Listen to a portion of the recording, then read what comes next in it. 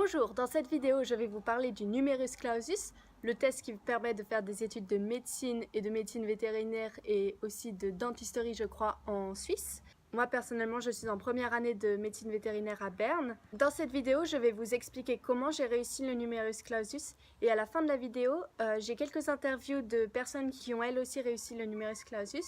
Moi personnellement j'ai passé le numerus clausus qu'une seule fois, mais j'ai fait 1 an de biologie. Parce que l'année dernière, j'ai voulu faire le numerus clausus et en fait, j'ai payé le bulletin de versement trop tard. Comment est-ce que je m'y suis préparée? J'ai révisé environ 6 mois à l'avance. Durant mes révisions, je me suis toujours chronométrée. Je faisais pas énormément, je faisais 1 à 2 fois par semaine à environ 1 heure ou 2 heures. Et je trouvais que mes résultats étaient assez moyens, entre guillemets. Concernant le sous-test soins et concentration, j'ai fait les tests de les 2 petits livres-là, plus le test de la test info, plus un sous-test que j'ai trouvé sur internet, il nous donne le lien dans la test info. Concernant la mémorisation de faits et de figures, j'ai fait donc avec les tests des 2 petits livres plus celui de la test info. Plus en fait je me suis créé mes propres sous-tests que j'ai laissés dans l'armoire pendant 4 mois et que j'ai sortis après pour avoir des exercices en plus en fait. Concernant le sous-test problème quantitatif et formel, j'ai bien révisé mes tables de multiplication et puis je me suis rentraînée à faire aussi des multiplications, des divisions, des soustractions et des additions à la main parce qu'en fait au test on n'a pas le droit à la calculatrice. En fait les seuls supports vraiment que j'avais pour préparer ce test c'était les 2 petits livres de médecine qu'on peut acheter dans une librairie plus la test info qui nous envoie quelques mois avant le test. Pour résumer, moi j'ai pas fait de cours de préparation ou de cours de soutien et je n'ai pas utilisé non plus d'autres livres. Par contre, j'ai des amis par exemple qui ont fait des cours, donc je sais qu'il y en a, je crois, à 1400 francs. Donc ce sont des cours de 1 semaine en conditions intensives, entre guillemets. Pour payer ces cours, alors ça se paye en 2 fois, 700 francs donc pour faire le cours et après si on réussit l'examen, il faut repayer 700 francs. Je ne suis pas sûre mais je crois que la majorité des cours, voire tous les cours sont en allemand. Après j'ai d'autres amis par exemple qui ont fait partie de groupes de soutien. Pareil c'est sur 1 semaine, en général c'est les semaines juste avant l'examen. Soit on peut faire que les matins, soit on peut faire toute la journée. Que les matins le prix est d'environ 400 francs et toute la journée ça doit être 650 francs. Et on peut trouver ces cours sur le site internet StudyPro. Je sais aussi qu'il y a des tests blancs organisés par certaines universités, comme par exemple l'université de Fribourg qui en fait je crois. J'ai aussi beaucoup d'amis qui ont acheté des livres en plus, là où le niveau d'allemand entre guillemets n'est pas requis. Ça par exemple c'est un livre. On a aussi tout ce qui est les mathématiques et puis justement des tests en plus, voilà. Donc le site internet primordial pour trouver tous les cours et tous les livres c'est www.agnungstext.ch.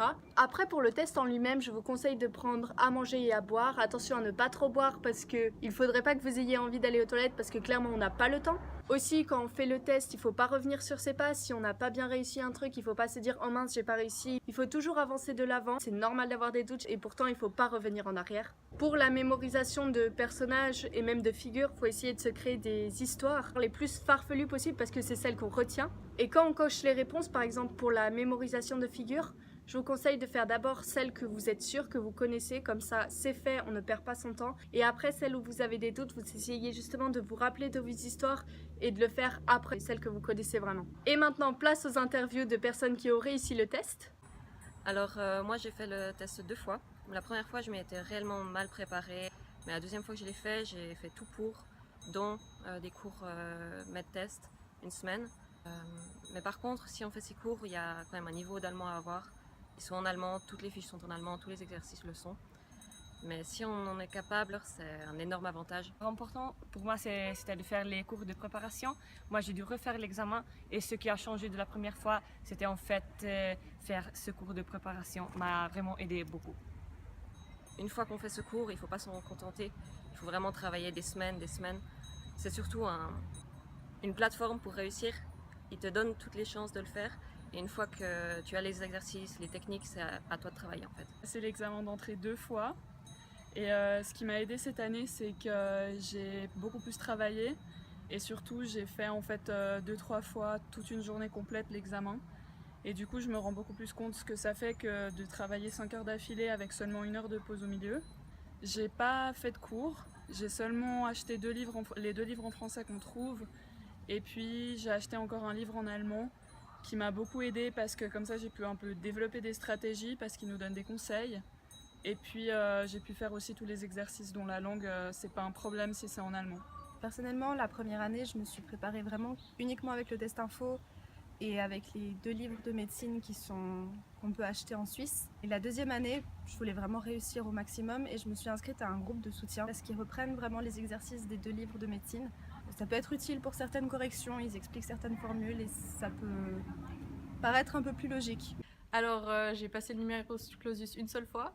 Je l'ai réussi du premier coup. À la base, je voulais prendre un mois à peu près pour réviser. Et au final, j'ai révisé 3 jours avant. Le jour de l'examen, j'étais un peu stressée parce que vu que j'avais révisé que 3 jours, je me suis dit c'est bon, c'est fini, je vais jamais y arriver.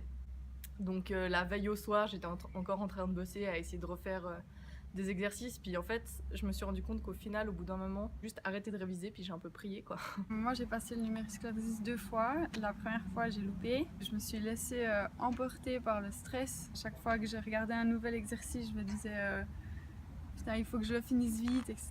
Donc faut pas se laisser emporter par le stress justement. Je l'ai aussi loupé 2 fois l'examen et ce qui m'a fait louper, c'est que j'ai eu un gros coup de stress parce que les exercices, il n'y en a aucun que j'arrivais à finir, il me restait toujours 3-4 cases de vide et je me suis dit du coup que c'était fini pour moi et du coup j'allais beaucoup trop vite et j'étais stressée et j'arrivais plus à me concentrer alors que c'est tout à fait normal de ne pas réussir à finir.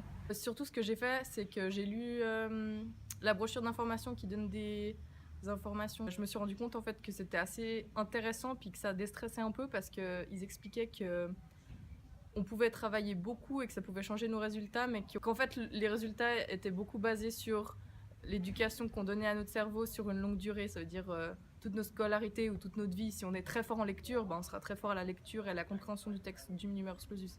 Après les exercices qui sont par exemple avec les carrés, avec les objets à l'intérieur, les trucs qu'on doit dire droite, gauche. Ça, c'est intéressant de le faire pour s'habituer un peu et se rendre compte de comment un ressort est de l'avant, puis de la droite, puis du dessus, ou des trucs comme ça. Surtout, se trouver une technique pour chaque exercice. Par exemple, l'exercice avec la mémorisation du prénom, du nom de la personne. Au bout de la 2e ou 3e fois où on fait l'exercice, on a un peu une stratégie dans notre tête. C'est bien de voir l'exercice, d'être prêt à juste l'affronter et puis faire de son mieux, et voilà. Moi je me suis préparée avec le test info et les 2 livres aussi. J'ai fait une journée à Vienne où en fait ils recréent l'encadrement du test. Mais sinon à la maison il faut vraiment se chronométrer, regarder combien de temps on fait, etc. Parce qu'on peut vraiment s'améliorer au niveau du temps.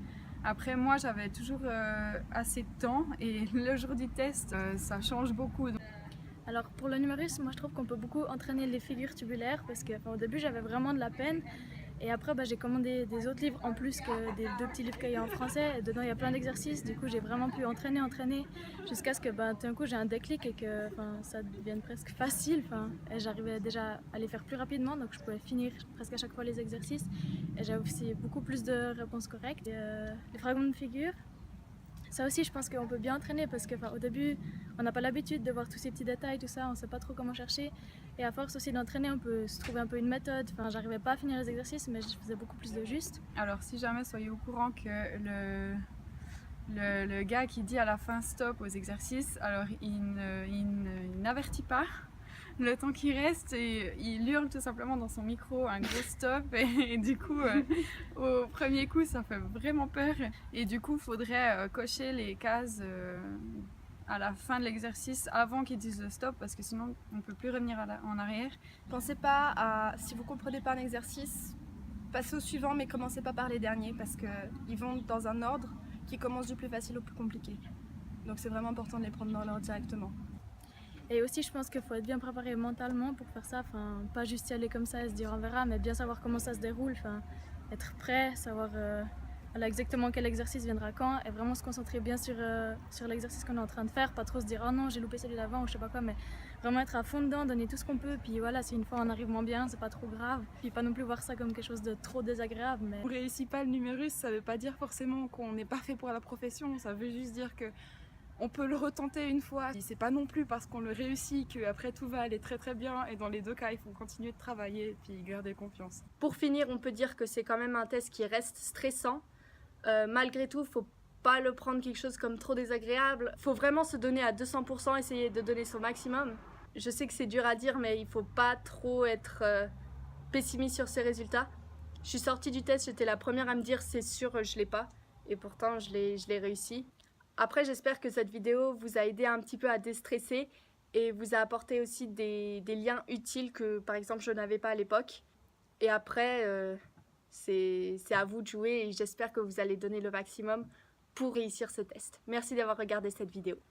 Allora, molto importante per questo esame è allenarsi sicuramente il prima possibile e fare i corsi. A me è servito molto sinceramente fare il corso preparatorio di una settimana, allenarsi già da subito, il prima possibile, regolarmente e poi chiaramente sempre di più man mano che ci si avvicina all'esame.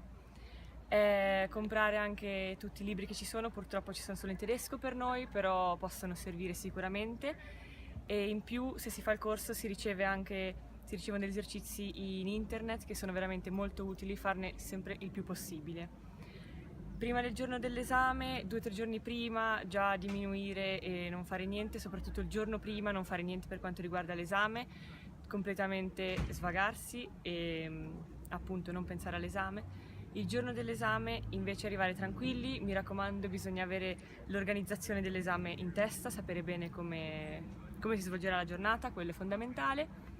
Non mangiare troppo pesante a pranzo e importante per quanto riguarda il test di concentrazione si hanno 2 o 3 minuti per prepararsi e quindi già pensare a una strategia mentale per poi iniziare il test di concentrazione e sempre andare avanti a marcare anche se si sbaglia, continuare ad andare avanti.